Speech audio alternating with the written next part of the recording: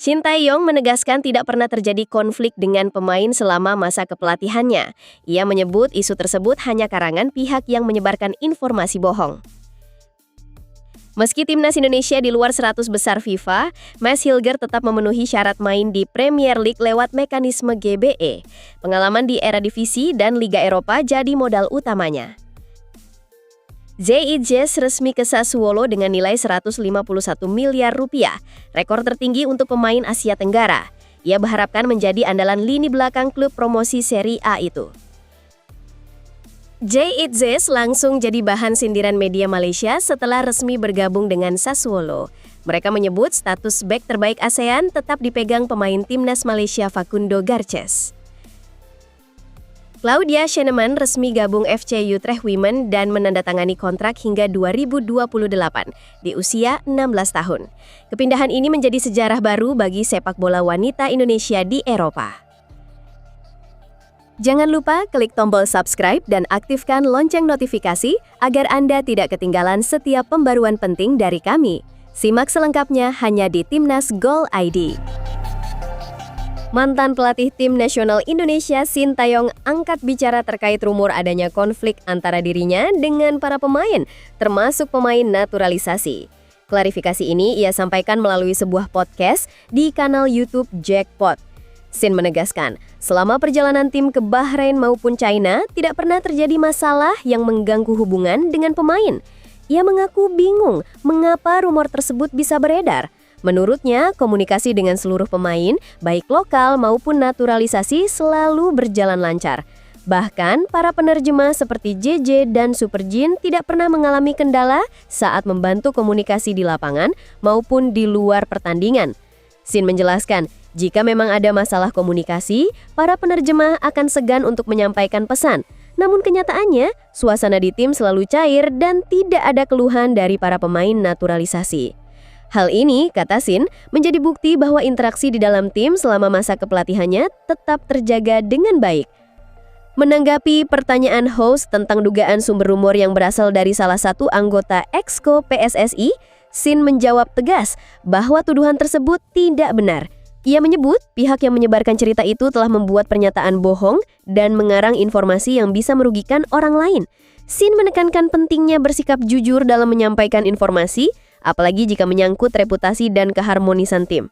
Menutup pernyataannya, Shin Tae-yong kembali menegaskan bahwa isu yang beredar hanyalah mengada-ada. Ia berharap semua pihak dapat menyampaikan informasi berdasarkan fakta demi menjaga kekompakan dan citra positif tim nasional Indonesia. Rumor ketertarikan Crystal Palace terhadap Mads Hilgers memicu perbincangan di kalangan supporter sepak bola Indonesia. Sebagian khawatir, Hilgers tidak akan bisa berkarir di Premier League karena timnas Indonesia berada di luar 100 besar ranking FIFA.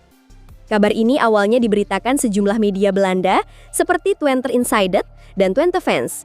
Namun, jurnalis Belanda Tijmen van Wissing menyatakan pihak FC Twente tidak mengetahui adanya minat resmi dari Palace, sehingga kebenaran rumor tersebut belum terkonfirmasi. Meski begitu, kekhawatiran soal batasan peringkat FIFA ternyata tidak sepenuhnya tepat. Tidak ada aturan resmi yang melarang pemain dari negara di luar 100 besar ranking FIFA tampil di Premier League. Sejarah mencatat, pemain seperti Gunnar Nielsen dari Kepulauan Faroe yang saat itu berada di peringkat 125 dunia pernah membela Manchester City. Bahkan, Furnan Anita memperkuat Newcastle United ketika negaranya Curaçao menempati peringkat 183 dunia. Federasi Sepak Bola Inggris menggunakan mekanisme Governing Body Endorsement atau GBE sebagai dasar pemberian izin bermain di Premier League. GBE adalah persetujuan resmi yang diperlukan untuk mendapatkan izin kerja di Britania Raya. Secara umum, pemain dari negara yang berada di 50 besar ranking FIFA memang memiliki peluang lebih besar mendapatkan GBE. Namun pemain yang berkiprah di liga-liga papan atas Eropa dan memiliki jam terbang tinggi juga tetap berpeluang lolos persyaratan, meskipun negaranya berada di luar 50 besar. Dalam kasus Mads Hilgers, ia bermain di Eredivisie, kompetisi kasta tertinggi Belanda, dan memiliki pengalaman tampil di Liga Eropa bersama FC Twente. Musim lalu, Twente finish di peringkat ke-6 Liga, sebuah pencapaian yang memperkuat posisinya dalam penilaian GBE. Berdasarkan kalkulator GBE milik situs Analytics FC, Hilgers memenuhi syarat untuk bermain di Premier League. Artinya, peringkat timnas Indonesia di luar 100 besar FIFA tidak menjadi penghalang baginya untuk merumput di kompetisi sepak bola paling bergengsi di Inggris. Jay Itzes resmi bergabung dengan Sassuolo, klub promosi di Serie A Italia. Kepindahan ini menjadi catatan bersejarah bagi sepak bola Indonesia, sekaligus menempatkan Itzes sebagai pemain termahal di Asia Tenggara. Nilai transfernya mencapai 9,3 juta dolar Amerika atau sekitar 151 miliar rupiah. Angka tersebut memecahkan rekor sebelumnya yang dipegang Canatip Songkrasin ketika dibeli Kawasaki Frontale pada 2021 dengan nilai 3,9 juta dolar Amerika atau setara 63 miliar rupiah. Itzes meninggalkan Venezia setelah klub tersebut terdegradasi ke Serie B pada akhir musim lalu. Sassuolo bergerak cepat mengamankan tanda tangannya dengan kontrak berdurasi 4 musim. Debutnya bersama klub baru dijadwalkan pada 15 Agustus di ajang Coppa Italia melawan Catanzaro. 1 pekan setelahnya, Sassuolo akan berhadapan dengan Napoli pada laga pembuka Serie A. Meski kini menjadi pemegang rekor transfer tertinggi untuk pemain Asia Tenggara, nilai tertinggi bagi pemain Indonesia secara keseluruhan masih dimiliki Emil Audero. Pada 2019, Juventus menebus Audero dari Sampdoria dengan nilai 23 juta dolar Amerika. Namun saat itu Audero belum memiliki status warga negara Indonesia dan baru memperoleh paspor pada 2025. Bergabungnya Jay Itzes ke Sassuolo menandai langkah besar dalam karirnya. Ia diharapkan menjadi pilar penting di lini pertahanan klub, sekaligus membawa kebanggaan bagi sepak bola Indonesia di kancah internasional.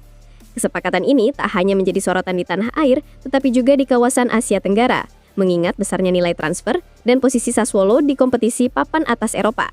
Dengan pencapaian ini, Jay Itzes memperkuat citra pemain Asia Tenggara di pentas sepak bola dunia, sekaligus membuka jalan bagi talenta-talenta lain dari kawasan ini untuk menembus liga-liga top Eropa. Semua mata kini tertuju pada debutnya, yang akan menjadi awal dari babak baru dalam perjalanan karirnya di Serie A.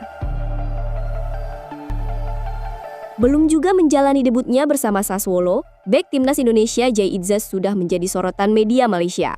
Pemain berusia 24 tahun itu resmi pindah dari Venezia ke Sassuolo, langkah yang cukup mengejutkan mengingat sebelumnya ia lebih sering dikaitkan dengan klub lain. Sassuolo berhasil mengamankan tanda tangannya dengan misi membantu klub bertahan di Serie A musim ini. Kepindahan Jay Itzes ke kasta tertinggi Liga Italia mendapat perhatian luas, termasuk dari media olahraga Malaysia.